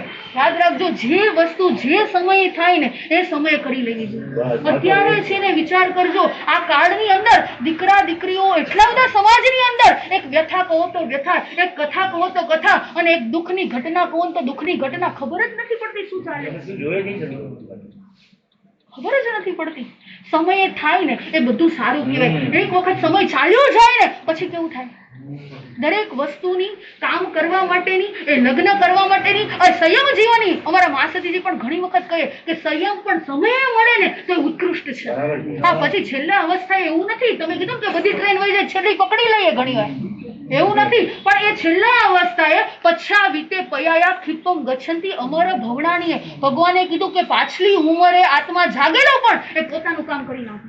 પણ પાછળ કેવું થાય? મામા કે કાલ મને કહેતા શૈલેષ મુનિ મારે છેલ્લે દીક્ષા લઈ લેવીશ મારી. હવે છેલ્લે કેટલી છેલ્લે? મને કે દાદા 100 વર્ષ જીવે એટલે 99 વર્ષથી મને યાદ કરાવજો. અરે ભાઈ, છેલ્લે આ શરીરની શક્તિ નો હોય. વિચાર કરો કે આપણે 2 પાત્ર લઈને ગોચરી લેવા ન જઈ શકીએ, આપણે સાધુ સંતોની વયાવચ ન કરી શકીએ, અરે આપણે માંગલિક ન ફરમાવી શકીએ, અરે આપણે ભગવાનની દેશનાને આપણે ન પ્રગટ કરી શકીએ. અરે છેલ્લે શું કરવાનું? સમયે થાય ને બધું ઉત્કૃષ્ટ છે. એટલે અયવંતા મુનિએ 9 વર્ષની ઉંમરે દીક્ષા લઈ લીધી. 8 વર્ષની ઉંમરે વિચાર કરો એ નીકળી ગયા. હું તમને એમ નથી કહેતી 8 વર્ષે આપણને દીક્ષા નથી મળી, મને નથી મળી 8 વર્ષે, પણ 21, 22, 23, 24 વર્ષે, 25, 30, 35 વર્ષે આપણે આપણા આત્માનું કામ કરી લેવું છે. અને આ બાજુ અલગ અલગ પ્રકારની કન્યાઓ કોણ શોધી રહ્યા છે? યસ, કૃષ્ણ વાસુદેવ અલગ અલગ પ્રકારની આજુબાજુમાં જોઈ રહ્યા છે કે મારો આ અરિષ્ટ નેમી, મારો પિતરાય ભાઈ, એક મારા ભાઈ તરીકેની મારી ફરજ છે, મારી જવાબદારી છે, એક માતા પિતા તરીકે પણ હું છું અને મારે એનું કંઈક કરવું જોઈએ. અને આ બાજુ ઉગ્રસેન રાજાની પુત્રી અને કૃષ્ણની પટરાણી સત્યભામાએ બહેન રાજ્યમતીની સાથે નેમકુમારના વિવાહ નક્કી કરવામાં આવ્યા.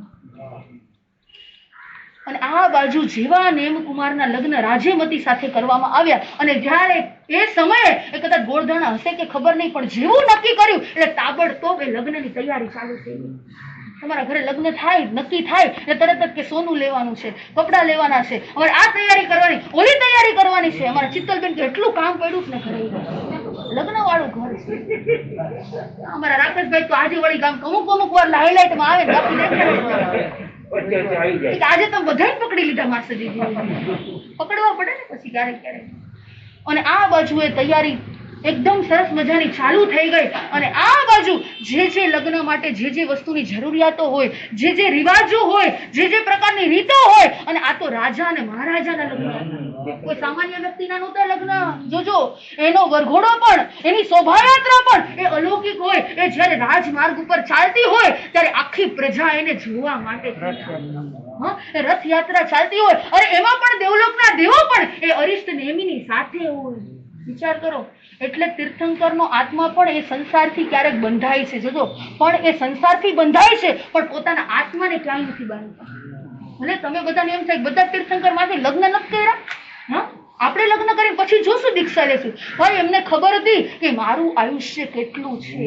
એમને ખબર હતી કે ભગવાન મહાવીરના આત્માએ પણ એ માતાના ગર્ભની અંદર સંકલ્પ કર્યો હતો. ક્યારે? કારણ કે એમની પાસે અવધિ જ્ઞાન હતું અને એને ખબર હતી કે મારા માતા પિતા હું 30 વર્ષનો થઈશ ને ત્યાં સુધીનું એનું આયુષ્ય. અને પછી આપણને ખબર છે, આપણને ખબર છે કે ભાઈ માતા પિતાનું આયુષ્ય ક્યાં સુધી છે, આપણને ખબર નથી. અને આ બાજુ જે અરિષ્ટ નેમીની જે શોભાયાત્રા ચડી અને આ બાજુ વરરાજા જોજો એકદમ બની ઠની અને આવે છે. રાજા મહારાજા જેવા એ અરિષ્ટ નેમી લાગી રહ્યા છે. અને આ બાજુ જેવી એમની યથયાત્રા ધીરે ધીરે રાજમાર્ગ ઉપર આગળ વધે છે અને જે જગ્યાએ રાજ્યમતીનો જે મહેલ હોય છે એ પેલાના વખતની અંદર કેવું હતું કે શું લઈને જતા હતા? જાન જોડી દે. અને હવે તો ખબર જ નથી પડતી જાન ક્યાં હોય ને કઈ જગ્યાએ હોય. માસી અમે ડેસ્ટિનેશન રિસોર્ટની અંદર આવું વેડિંગ રાખ્યા. આવું પેલા કાંઈ હતું ડેસ્ટિનેશન વેડિંગ? અત્યારે તમે લોનાવાલા આવજો ને તમે લોનાવાલા આવજો. હવે ભાઈ કોનો વરઘોડો ને કોણ જાનૈયા ને કોણ વરરાજા ને કોઈ ખબર જ ન પડે. અંદર તમે જુઓ ને તો બધા હારે ને હારે જોઈએ. અને પછી એમાં ક્યારેક કોઈ બહારના જમવા આવી જાય તો પૂછવામાં આવ્યો ભાઈ તમે ક્યાંથી? તો કે અમે છોકરી વાળા. ખબર જ ન હોય છોકરી વાળા અને છોકરા વાળા કોણ, ખબર જ ન પડે. અને આ બાજુ એ જેવી રથયાત્રા રાજમાર્ગ ઉપર આગળ નીકળી અને ધીરે ધીરે ધીરે કરતા એ ઉગ્રસેન રાજાના રાજ દરબાર પાસે નજીક જે રાજમાર્ગથી પહોંચી અને એ સમયે અચાનક એ પશુઓનો પોકારને સાંભળ્યો.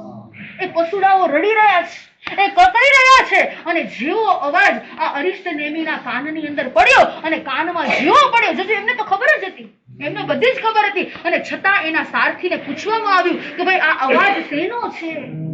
આ પશુડાનો પોકાર જે આવે છે આ ક્યાંથી આવે છે? અને એ સમયે સારથી કીધું કે આપણે જે જાન લઈને જઈ રહ્યા છે એ જાનની આગતા સ્વાગતા કરવામાં આ ભોજન એ પશુઓને બાંધવામાં આવેલા છે અને આપણું આમંત્રણ અને સન્માન આના દ્વારા કરવાના છે. ભોજનની અંદર રાખેલું. અને એ સમય એવી અરેરાટી થઈ. સાંભળજો, એ પશુડોનો પોકાર સાંભળી અને આ બાજુ નેમનાથ જાગી ગયા. અરિષ્ટ નેમીનું હૃદય ગદગદિત થઈ ગયું. અરે મારા એક લગ્નના કારણે હું એક સંસારથી બંધાવ અને એક નિમિત્તના કારણે અરે આટલા જીવોની. અને આ બાજુ જે ઉગ્રસેનની દીકરી છે રાજ્યમતી એ ઝરૂખામાંથી આ નેમકુમાર અરિષ્ટ નેમીની રાહ જોવે છે. પૂર્વ ભવની પ્રીતિ છે, સ્નેહ રાગ છે અને એના સ્વપ્નની અંદર પણ આ નેમનાથ છે. એના રગની અંદર, એના ખૂનની અંદર, એના મનની અંદર એ દરેક જગ્યાએ કોણ છે? નેમજીએ સારથીને પૂછ્યું રે માંડવે આટલો સોર, રાત્રે રાજુલ બેની પરણ રે પ્રભાતે ગૌ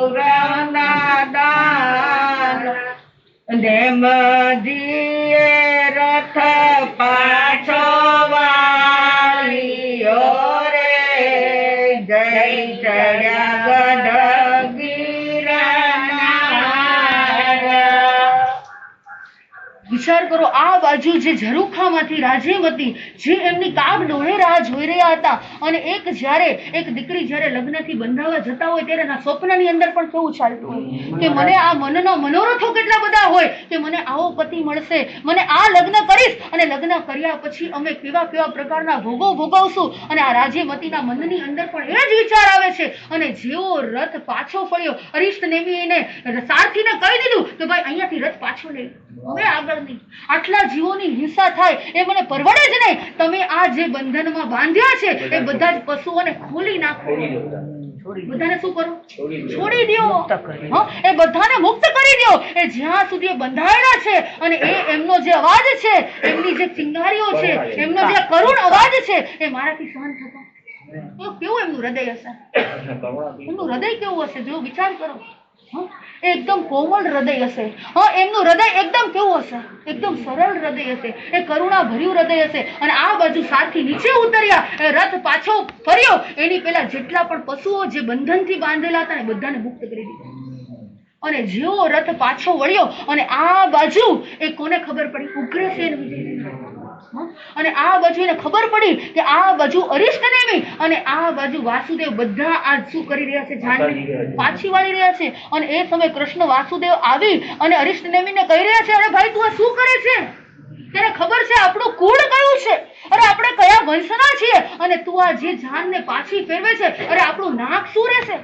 આપણે શું જવાબ આપશું? અરે સામે કેવી રીતે ઉભા રહેશું? અને એ સમયે અરિષ્ટ નેમી કહી રહ્યા છે, અરે મને હવે આ સંસારમાં કોઈ રસ જ નથી, હવે સંસારમાં કઈ કસ નથી. અરે મેં આ પશુઓનો પોકાર સાંભળી, હવે મને મારા આત્માનો પોકાર આવે છે, મને મારું આત્મા યાદ આવે છે. ભાઈ મારે હવે આ કઈ રાજપાટ ભોગ સુખ કાંઈ જોતું નથી. હવે તો મારે મારા આત્મા કલ્યાણ કરવું છે. અને જેવી આ બાજુ ઉગ્રસેન વિજયજીને ખબર પડી અને ધીરે ધીરે કરતા એ જેટલા પણ દીકરીઓના હતા રાજેમતીના પરિવારવાળા, એ ધીરે ધીરે બધાને ખબર પડી. અને ઉપર સખીઓએ આવીને રાજેમતીને કીધું કે ભાઈ અરિષ્ટ નેમી જે જાન લઈને આવતા હતા, જે રથ આ તરફ આવી રહ્યો હતો અને હવે પાછો ફરી ગયો. અને ત્યાં રાજેમતીને વિચાર આવ્યો, ઓહો, જે મારી સાથે પરણવાના હતા, જે મેં સ્વપ્ન જોયા હતા, અને આ હવે અરિષ્ટ નેમી શું મને દગો આપ્યો? અરિષ્ટ નેમી મારી સાથે હવે નહીં વરે, હવે મારી સાથે નહીં પરણે. હવે એના જ શબ્દની અંદર એક સુંદર મજાની એ વાત કરે છે, મારી પ્રીતિને ઠુકરાવી ચાલ્યા સાને મારા સ્વામી, મારા પ્રાણોમાં પવસ્યા ઓને મજી આવીને પાછા ન જા, ઓને મજી આવીને પાછા ન જા. પ્રભુ પલ ભર ના ભૂલું, હજુ એ વાટ હું જોઉં, રિસાયા સાને મુજથી ઓને મજીયા તોડી આપે છે હસીતારી ચાલ્યા સાને મારા સ્વામી, મારા પ્રાણોમાં પવસ્યા ઓને મજી આવીને પાછા ન જા, ઓને મજી આવીને પાછા ન જા. પ્રભુ આ નૈયા મારી ડૂબે નાર મારી, સ્વાર્થી દુનિયાના રૂચતી ઓને મજીયા મૂકી આગળ એ કરડી અણધારી ચાલ્યા સાને મારા સ્વામી, મારા પ્રાણોમાં પવસ્યા ઓને મજી આવીને પાછા ન જા, ઓને મજી આવીને પાછા ન જા. એટલું બધું કરુણ આક્રંદ કરી રહી છે કે હે નેમજી, તમે અહીંયા સુધી આવી ગયા અને હવે રથને પાછું વાળો છો? મને એકલી મૂકીને જાવ છો. અને હવે એ સમયના માતા પિતા આવે છે કે બેટા તું ચિંતા ન કર, તું કુંવારી નહીં રહે. સાંભળજો, તું આ જગતની અંદર કઈ કુંવારી નહીં રહે. અરે આનાથી પણ સારા મજાના તારા માટે કુંવર શોધી લેશે. અને એ સમયના માતા પિતા બોલે છે કે પ્રભુ અર્પણ હું શું કરું, તન મનથી હું વરું, સંવેગની આવી ભરતી ઓને મજીયા રાજુલ રાજુલ રહેશે ના કુંવારી, ચાલ્યા સાને મારા સ્વામી, મારા પ્રાણોમાં પવસ્યા ઓને મજી આવીને પાછન જાઓ, ઓને મજી આવીને પાછન જાઓ. પ્રભુ સાથે હું આવું, સવાઈ પ્રીતિ નિભાવું, બચાવી લ્યો કીચડથી ઓને મજીયા વિરતી વિરતી ધર્મને અપનાવી, શાશ્વત સાથે હું રહેનારી, રાજુલ સદાય છે તમારી, મારા પ્રાણોમાં પવસ્યા ઓને મજી આવીને પાછન જાઓ, ઓને મજી આવીને પાછન જાઓ. એના માતા પિતાએ કીધું કે બેટા તું ચિંતા ન કર, અરે તું બેટા રડ નહીં. અરે થોડા વખત પહેલા તારી મુખાકૃતિ એકદમ ગુલાબી હતી, હસમુખો ચહેરો હતો, અને અત્યારે તારો મુરઝાયેલો ચહેરો જોઈ અરે અમે પણ કેવા થઈ ગયા છે, અમે પણ દુખી થઈ ગયા છે, અમે પણ નિરાશ થઈ ગયા છે. બેટા તું મૂંઝાઈશ નહીં, આનાથી પણ સુંદર મજાનો રાજકુંવર અમે ગોતશું. અને એ સમય રાજુલ કહે છે અરે ના, હું તો હવે મનોમન એમને જ વળી ગઈ છું. હવે મારે બીજો કોઈ રાજકુમાર જોઈએ નહીં. અરે આનાથી ગમે તેટલો સારો કેમ ન હોય, પણ હવે મારે કઈ જોઈએ નહીં. હવે જે કોણ કરે, જે અરિષ્ટ નેમી કરે ને, જે નેમ કુંવર કરે ને, હવે એ જ મારો રાજ. વિચાર કરજો એ કેવી એમની અર્પણતા હશે, સમર્પણતા હશે. વિચાર કરો આ અત્યારનો તમારો પ્રેમ એ કેવો છે. વિચાર કરો, તમે કહો કે ભાઈ મારે દીક્ષા લેવી છે તો આ બાજુ તૈયાર થાય. આ ભાઈ તો ફટાફટ આપી દે, હંકેલો કરે. વિચારો કે રજા જ છે. વિચાર કરો એ સમયે એ કેવી પતિવ્રતા સ્ત્રી હશે. એ સમયે રાજુલ એ આખા પરિવારને કહે છે કે મેં મનોમન, ભલે એમને મારી સાથે લગ્ન નથી કર્યા, સાંભળજો, એમને મારી સાથે 7 ફેરા ફર્યા નથી, હજુ તો એ માંડવાની અંદર આવ્યા નથી, પણ મનોમન હું એમની સાથે શું કરી લીધું છે, હું વરી ગઈ છું, હું વરી ચૂકી છું. હવે એમને હું પરણી ગઈ છું. હવે એમના સિવાય બીજું મારું કોઈ જ નથી. એ જે કરે ને બસ એ જ મારું. વિચાર કરો આ બાજુ આખા પરિવારમાં કદાચ ક્યારેક નુકસાન ગયું હોય ધંધામાં, અને તમે કહો ભાઈ આ બધું મૂકીને જવું પડશે, તારે મારી સાથે આવવું પડશે, તો સુખ દુઃખના ભાગી થાય છે સંસાર. યાદ રાખજો, એટલે આખો સંસાર છે ને સ્વાર્થથી ભરેલો છે. તમને એમ લાગે કે આ બધા મારા છે, આ બધા મારા છે, પણ જેટલા મારા મારા મારા કરો ને એ જ સૌથી વધારે મારા. તમને એમ લાગે બધા મારા પોતાના છે, આ બધા મારા પોતાના, પણ જેટલા પોતાના પોતાના પોતાના કરો એ જ આપણને પોઈઝન આપી દે, ખબર જ ન પડે. જેટલા સગા છે ને એ બધા સ્નેક જેવા છે. અને ઘણી વાર ગુરુદેવ કહે ઘરે જઈને કહેતા નહીં હો, નતર મારી પાસે કોઈ આવશે. આ માસદી આવું સમજાવે, આવું શીખવાડે. જેટલા સગા એટલા દગા, આપણે કહીએ ને દગા દીના. એટલે મનમાં સમજવાનું છે કે આખી દુનિયા છે ને સ્વાર્થની. એક પણ સંબંધ તમે આ દુનિયામાં બતાડો મને કે કોઈ સ્વાર્થનો નથી. એક સંબંધ મને એવો બતાડો, એક સંબંધ એવો બતાડો. અરે માં પણ જયારે એક બાળકને જન્મ આપે ને, એક દીકરાને જન્મ આપે ને, ભલે એ લાગે આપણને નિસ્વર, પણ એના મનની અંદર પણ મનોરથ હોય છે કે આ દીકરો મોટો થશે ને મારી લાકડી બનશે. એ પણ શું છે? સ્વાર્થ છે. આ દુનિયાની અંદર, આ જગતની અંદર એક પણ સંબંધો એવા નથી કે જે નિસ્વાર્થ રહેલા છે. આજે આ દ્રષ્ટાંત દ્વારા, આજે નેમ રાજુલનો પ્રસંગ દ્વારા નક્કી કરજો. આજે બધા ઘણા બધા કપલની અંદર આવેલા છે, એ કપલમાં બેઠેલા છે, અને વિચાર કરજો કે અમારે નિસ્વાર્થ પ્રેમ હવે કેવી રીતે જીવન જીવવું. નિસ્વાર્થ. ભાઈ મને એમની પાસે કોઈ એક્સપેક્ટેશન નથી. અરે એ સોનાનો હાર અપાવે કે ન અપાવે, અરે મારા પરિવારની અંદર અરે મને જે મળ્યું છે ને એમાં સુખી છું. મને મારા પુણ્યથી વધારે કોઈ કાંઈ અપાવી ન શકે. મારું જે પુણ્ય છે ને એ જ મને મળવાનું છે. કેમ આ મામી દાંત કાઢે? કીધું જ નથી કોઈ અપાવો એમ કે સોનાનું ચેન અપાવો એમ નથી કીધું. સોનાના ચેનની વાત જ નથી કરી નથી કરી શું વાત છે? વાહ વાહ, લો બોલો. આ બાજુ તો બધા રાજુ જ લાગે છે આપણે. એટલે આ બાજુ તૈયાર થાય એટલે તમારો વરઘોડો તૈયાર થઈ જાય. વિચાર કરો, મારે હવે જેટલી મારી લાઈફ છે ને, મારે નિસ્વાર્થ પ્રેમ. બીજા નંબરની અંદર મારે પતિ કે પત્ની ઉપર કે પત્ની કે પતિ ઉપર મારે કોઈ પણ જાતનો અધિકાર, માલિકી ભાવ નથી રાખવો. નક્કી કરજો આના દ્વારા કોઈ માલિકી ભાવ નહીં. જોજો, એક પણ વખત રાજુ લઈને સમજાવવા નથી ગયા કે ભાઈ તમે આમ કેમ કર્યું, તમે મારો વિચાર ન કર્યો, તમને મારું દુઃખ ન દેખાયું, એક પણ વખત નથી. જોજો, કોઈ માલિકી ભાવ નહીં. અરે જે અમને ભાવ થયા ને એની સાથે સાથે હું પણ તમારા સંસારની અંદર કેટલો અધિકાર ભાવ ને માલિકી ભાવ છે. હું કહું એમ કરવાનું. એટલે જ મેં કીધું તું સંસાર એટલે તમારું રિમોટ કંટ્રોલ બીજાના હાથમાં તમે દઈ દીધું. આ બાજુ વળે, આ બાજુ વળે, આ બાજુ વળે, આ બાજુ વળે, અને પછી જેવી એ ચેનલ દબાવે સ્ટાર પ્લસ એટલે સ્ટાર પ્લસ ચાલુ. એમ કે અત્યારે ને અત્યારે તમારે અત્યારે આઈસ્ક્રીમ લઈ આવો એટલે 11 વાગે નીકળવું પડે સ્કૂટર લઈને. દાંત કાઢે બેઠા બેઠા મલકાઈ, સમજો. આહા, આગળ પાછળ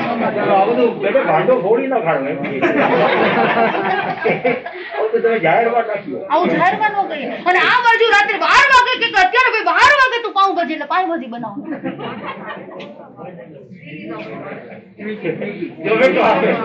આ બાજુ જરૂર સ્વિગી, ઝોમેટો, અમારી પાસે કેટલા બધા પ્રકારના ઓપ્શનો છે કે અમારે કઈ જરૂર.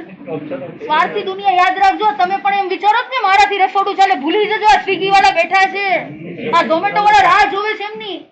એટલે બધી મોહ માયા છે ને, યાદ રાખજો. સંસારની અંદર ક્યારે માલિકી ભાવ ન રાખો. અને જીવનની અંદર એટલું નક્કી કરજો, આજે જે પણ કપલ આવ્યા છે કે મારે એમને કોઈ નામથી ન બોલાવે. આજે બહુ જ ખરાબ નામથી બોલાવે. જે નામ હોય ને ભાઈ, આ નામથી મારે નામ નથી લેવું કોઈનું, એકબીજા નામથી નહીં. આજથી નક્કી કરો દેવાનું પ્રિય કહીને બોલાવે.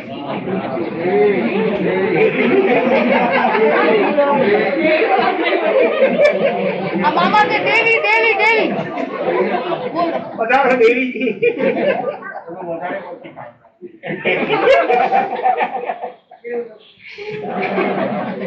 ઘરે જાઓ એટલે વિપુલભાઈ શું બોલવાનું કે શું શીખવાડ્યું? દેવાનું દેવાનું હે બસ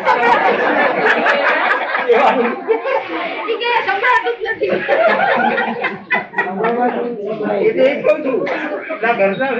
છોકરાઓ જરા આશ્ચર્ય થશે. અરે ભાઈ, રાગ તોડવાનો છે આપણે.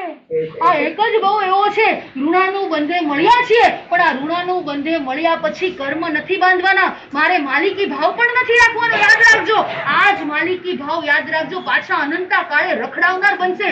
આમાંથી જો માલિક ભાવ હશે ને તો કોઈ માલિક બનશે ને મજૂર બનશે. આમાંથી ક્યારેક માલિકી ભાવ હશે ને તો કોઈ બળદ બનશે અને કોઈ બળદનો માલિક બનશે. આપણે માલિકી ભાવમાંથી મુક્તિ મેળવવાની છે. દેવાનું પ્રિય એટલે કે દેવોને પણ જે પ્રિય છે એવા વ્યક્તિ. આગમની અંદર દરેક જગ્યાએ શ્રાવક અને શ્રાવિકાઓને, દરેક વ્યક્તિને ભગવાન દેવાનું પ્રિય કહીને બોલાવે છે.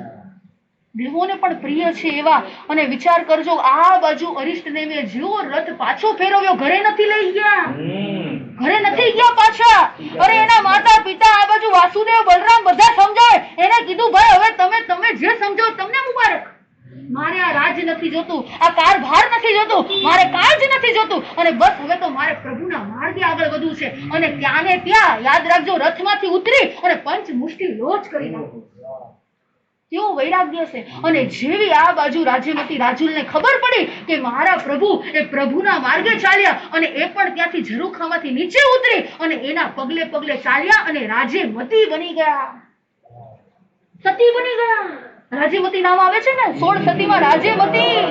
બોલો, એક એક સતીઓના આપણે જયારે એમના જીવન ચરિત્ર વાંચીએ અને જયારે સાંભળીએ અને વિચાર કરીએ કે ઓહો, એમના જીવનની અંદર કેવો ત્યાગ કર્યો છે, કેવી ત્યાગ ભાવના છે. અને આ બાજુ રાજ્યમતીએ બધું જોજો, એ પણ રૂપવતી હતી, એમાં કઈ તકલીફ નહોતી. અરે રૂપનો ઉમદાર હતી. અરે એ પણ દેવી સમાન લાગતા હતા. એમને પણ બધું જ છોડી દીધું અને આ બાજુ એ અરિષ્ટનેમીમાંથી જે નેમનાથ બન્યા અને એમના પગલે પગલે ચાલી અને એમને પણ દીક્ષા લઈ લીધી. અને બે પોતાના આત્માનું કલ્યાણ કર્યું. અને ગ્રંથકારો ત્યાં સુધી લખે છે કે આ બાજુ અરિષ્ટનેમી નેમનાથ ભગવાને એવી 54 દિવસની સાધના કરી. સાંભળજો, 54 દિવસની સાધના કરી અને છેલ્લે અઠમ તપની આરાધના કરી અને કેવળ જ્ઞાન અને કેવળ દર્શનની પ્રાપ્તિ કરી લીધી. બોલો નેમનાથ ભગવાન. અને આ બાજુ પણ એ રાજ્યમતી પણ સાધ્વીજી ભગવંત પાસે એમને સંયમ અંગીકાર કર્યો અને એમને સંયમ અંગીકાર કર્યા પછી એમને પણ ચારિત્રનું એવું જબરજસ્ત પાલન કર્યું અને બંને જણાએ પોતાના આત્માનું કલ્યાણ કરી લીધું. અને આ બાજુ હસબન્ડ અને વાઇફ, યાદ રાખજો, જે પણ ઋણાનું બંધે મળ્યા છે એકબીજાના આત્માનું કલ્યાણ કરવાનું. મારે છેલ્લો સમય એકબીજાનો આવશે ને ક્યારે, કોક તો આ જશે ને પેલા છેલ્લા, ત્યારે મારે શું કરવાનું છે? મારે એને સમાધિ આપવાની છે, મારે એમનો અંત સમય સુધારવાનો છે. પણ જો આપણે કંઈક વૈરાગ્ય પામ્યા હશું, આપણે કંઈક સમજ્યા હશું, આપણને પરમાત્માના કંઈક વચનો ખબર હશે તો આપણે બીજાને આપણે સમજાવી શકશું. અને આ બાજુ નેમનાથ ભગવાને પણ કેવળ જ્ઞાન અને કેવળ દર્શન બાદ એમને પણ સુંદર મજાની આરાધના કરી, એમને પણ દેશનાઓ ફરમાવી, એમને પણ અલગ અલગ જગ્યાએ ચાતુર્માસો કર્યા. અને જ્યારે એ ચાતુર્માસ કરે અને એમના ચાતુર્માસના અંદર એ તીર્થંકર પરમાત્માના એવા ઉચ્ચ ગોત્રના કારણે એ જ્યાં જાય ત્યાં એમને દેવો સહાય કરે અને સમોસણની રચના કરે. કોણ કરે સમોસણની રચના? કોઈ કેવું ન પડે. જોજો, આપણે એમ ન કેવું પડે ઘર અપાવજો, મને આ કરી દેજો. એમને ઓટોમેટિક, જો આપણા એવા પુણ્યનો ઉદય હોય ને, બધું કામ ઓટોમેટિક થઈ જાય. તમે ધર્મ કરશો ને, તમને ધર્મ રૂચશે ને, તમને ધર્મના કાર્યો ગમશે ને, તમને આ સાધના ગમશે ને, આરાધના ગમશે ને, સંસાર છોડવો નહીં પડે, છૂટી જશે, ધીરે ધીરે છૂટી જશે. અને આ બાજુ એમને ઉત્કૃષ્ટ આરાધના કરી અને છેલ્લા સમયે 1 માસ સુધી શું કર્યું? સંથારાની આરાધના. 1 માસ સુધી સંથારાની આરાધના કરી, એ સલેખના કરી. અને આ બાજુ નેમનાથ ભગવાનનો આત્મા પણ સિદ્ધ બુદ્ધ અને મુક્ત બની ગયો. પર્વત ઉપર, કયા? ગિરનાર પર્વત ઉપરથી એમનો આત્મા સિદ્ધ બુદ્ધ અને મુક્ત બની ગયો. અને આજે પણ આપણે ગિરનારની યાત્રા કરીએ છીએ. વિચાર કરો, આવા મહાન મહાન પુરુષો થઈ ગયા. નેમ રાજુલ સંગે એ નેમનાથના પગલે એ રાજુલ તો ગયા, એના સંગાથે ગયા, પણ આ બંનેનું જીવન ચરિત્ર સાંભળતા સાંભળતા હવે આપણે એમના પગલે પગલે ચાલીએ. બસ આપણે પણ એમના પગલે પગલે ચાલી અને આપણે બધા પણ આપણા આત્માનું કલ્યાણ કરીએ જ ભાવ.